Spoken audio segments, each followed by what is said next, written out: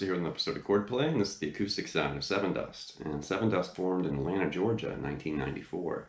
And I'm going to try to keep this introduction as brief as possible, but I do have a little bit of a history with this band and a few of the band members. In 2003, I was at the Nashville NAMM in the summer or whatever, and I was there meeting with Hal Leonard, and I had a book that came out in 2002, and I had another book coming out in 2003 with Hal Leonard, The Harmonics for Guitar, an Introduction to Guitar Tone and Effects. So I was stoked, the book was there, I was meeting with Hal Leonard, and when I left their booth, I turned around and there was the entire band, Sevendust, just standing there.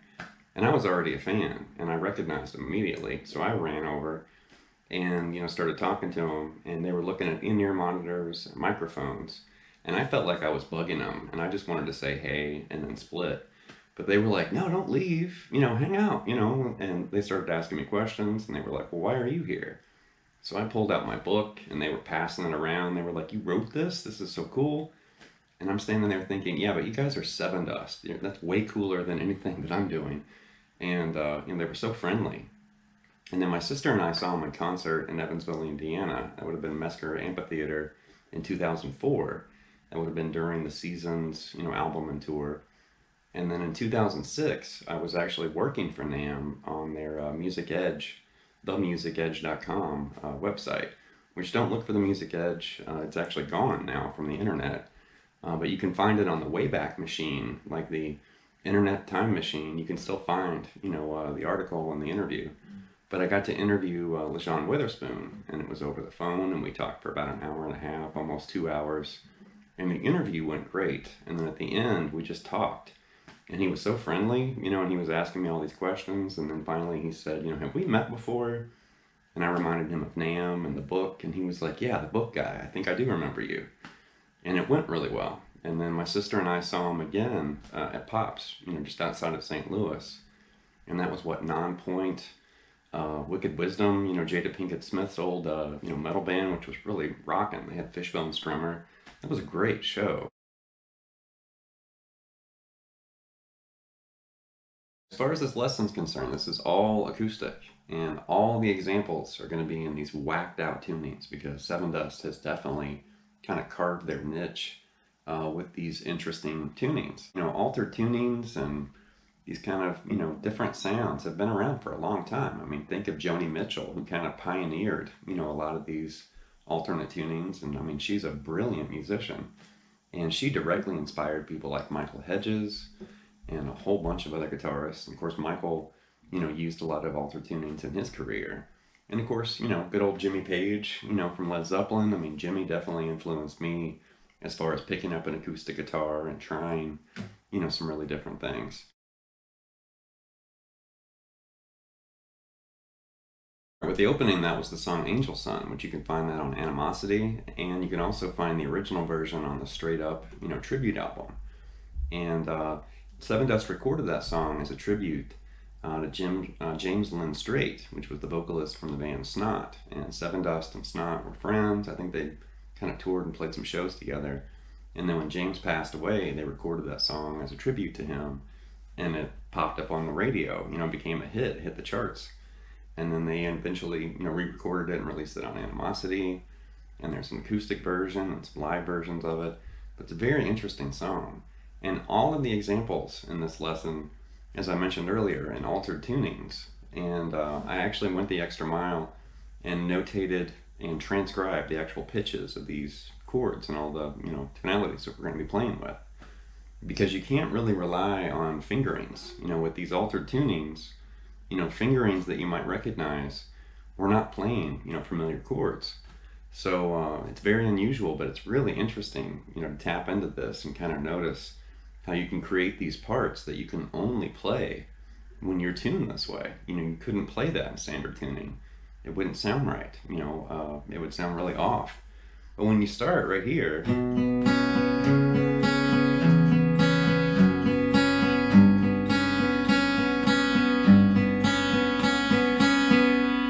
so we're basically, tuned down a half step. The low E is in drop D.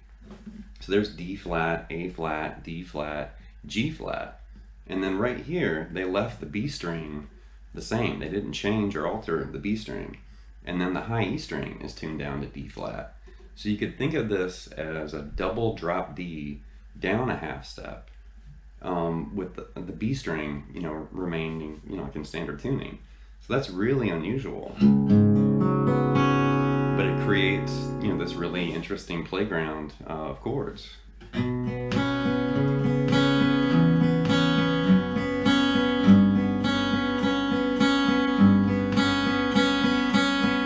So there's the B sus2, C sharp 7, and then this would be an E6, F sharp sus2, and then a G flat 5.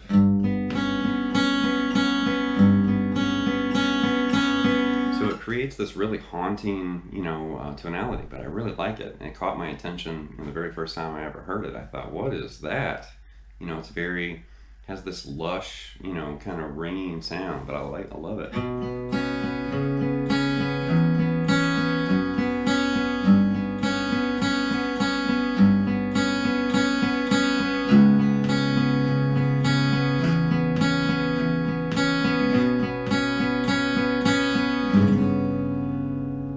Time through, just kind of strum that G flat 5, and then you'll hear this.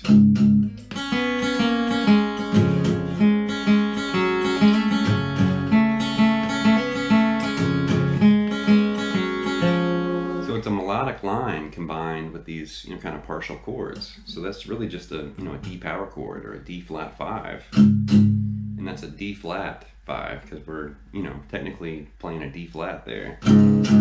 And then they're just outlining, notes from the scale. And then you're going to play this, and that's going to be an an F minor sharp 5. And then right there, that's going to be an F sharp minor. And then back to that F minor sharp 5. It's a really, cool melodic phrase built around chords and those kind of ringing melodic, moments in there too.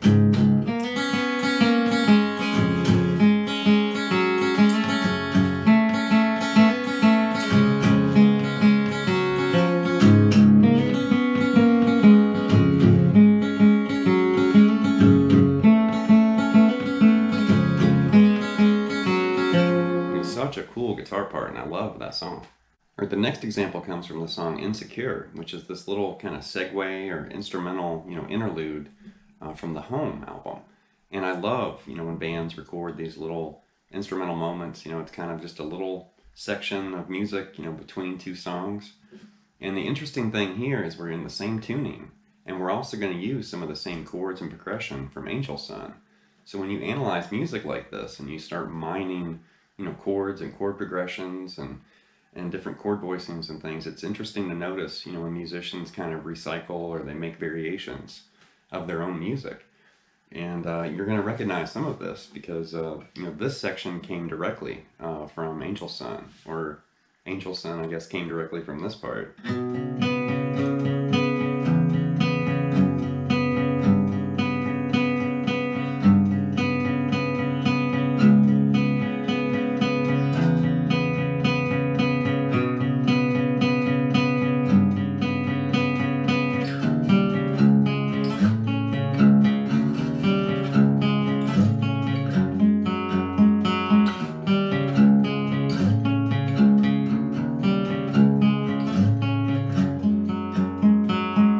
Really cool. So that first part is identical. We've got that B sus2, the C sharp with the C sharp 7, the E6, F sharp sus2, and then that G flat 5. And then the second half is where, you know, it kind of changes a little bit. So that's an E flat 7, and then a D flat 5, and that's D flat 5. And then that would be an A major up there.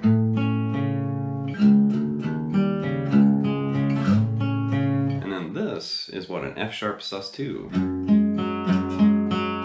So I know that's all very strange in the tuning because, you know, I'm naming these chords, and you're probably looking at the, you know, the video or maybe at your own hand on the guitar neck and thinking, what? But that is what's happening there.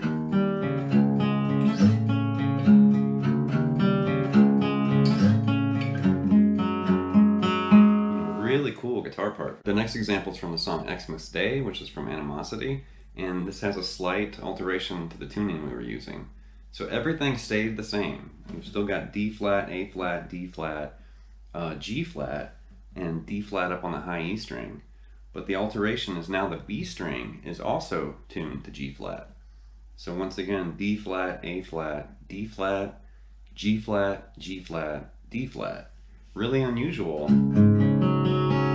But listen to what happens in this tuning. It's really cool. So the intro is based around basically D flat harmonic minor, and he's strumming you know, through the strings. He's avoiding the open A. You can just kind of use like a, you know, like a mute or a dampen with your fret hand fingers to kind of mute that A out. But you're going to play fretted notes on the low E, and then just a series of open strings above it, like this.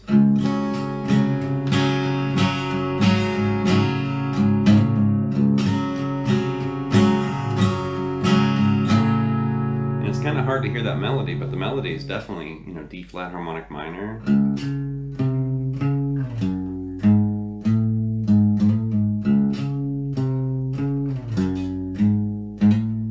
then when you hear those, you know, open strings in there too. You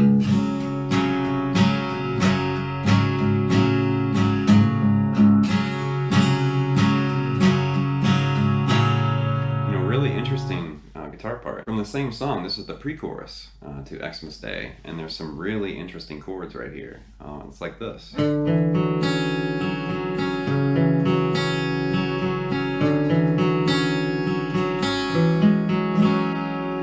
the really cool thing is there's no way you could play that, you know, like in standard tuning or in another tuning. You literally have to tune to this song to be able to produce, you know, those sounds on your guitar. And that would be a D major 9 right here, and a C sharp minor at 11, and back to that D major 9, and then right there it's going to finish with an E6 9. But I really like that little chord tag or that progression.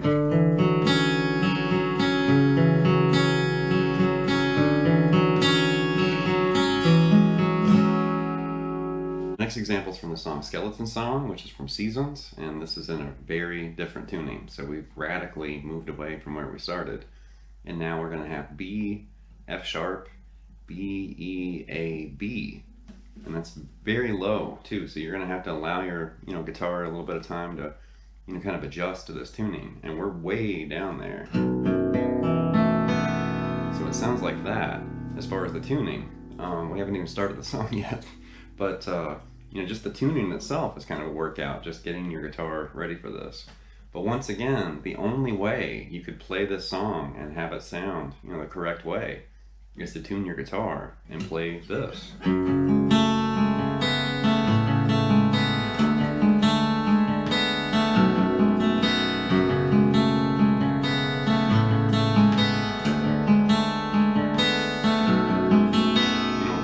Cool guitar part for sure. So that would be what, an F sharp add 9 add 11, and that's going to change to an A major 9, and this is going to be a D6, and it finishes with this B13. So that is a very interesting, you know, chord progression, and the guitar part, you know, is a challenge.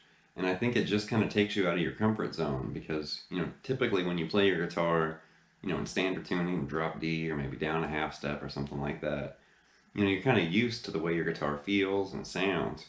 And then when you dip down into the netherworld like this, you know, it does really confuse your fingers and your ears and your eyes, because you're like, wait a minute, why does it sound like that? And, you know, until you kind of get used to it, it's a big challenge. So one more time here.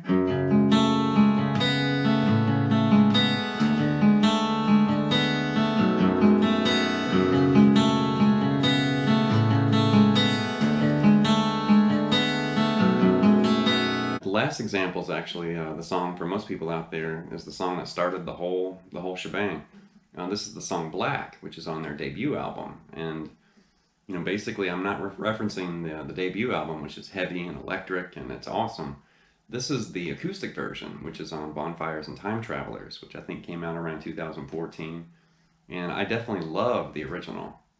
And I love all their electric stuff. I mean, don't get me wrong, I'm sitting here playing all this acoustic stuff. But Sevendust really shines when it's the full band, electric.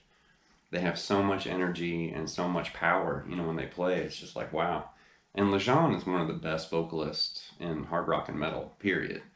I mean, I could argue with anybody about Lajon's vocals. I mean, he's a brilliant singer. And I just love hearing him sing. I mean, he can sing like a bird, and then he can kind of scream and yell like the devil too, where it's just like, okay, this guy is from another planet, you know, I mean, he's exceptional. But with Black, you know, I was really confused when I saw there was an acoustic version on Bonfires and Time Travelers. And I thought, how are they going to pull Black off acoustic? And this is how they did it.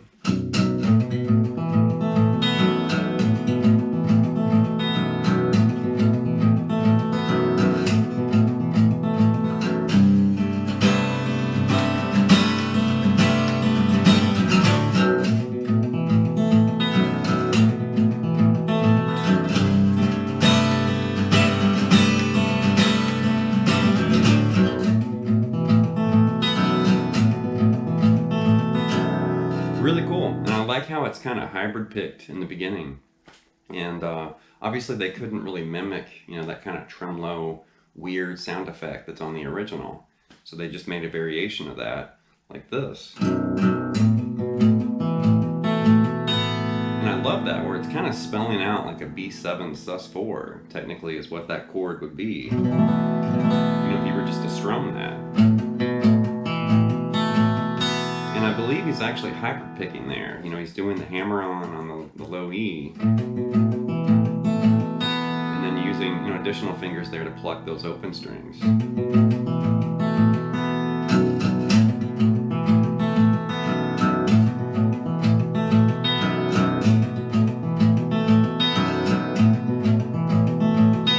And then it's going to revert back to this power chord, you know, an open D power chord. And then this is going to basically come down. And my guitar's a little buzzy right there with that chord. But that would be basically a C major 13. So we've got the, you know, the D power chord. Or I'm sorry, we're actually tuned down to B. So that'd be a B5 to a C5. And then the C major 13.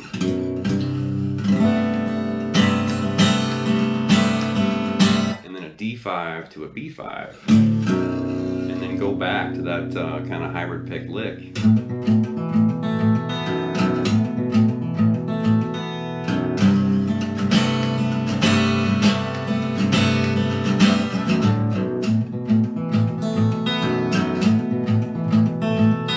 It's really creative. It's going to wrap this look at the acoustic side of Sevendust, and it should be really obvious, as it's obvious with most of the videos that I've made here. I'm a huge Sevendust fan. I've been following this band, you know, pretty much from the beginning.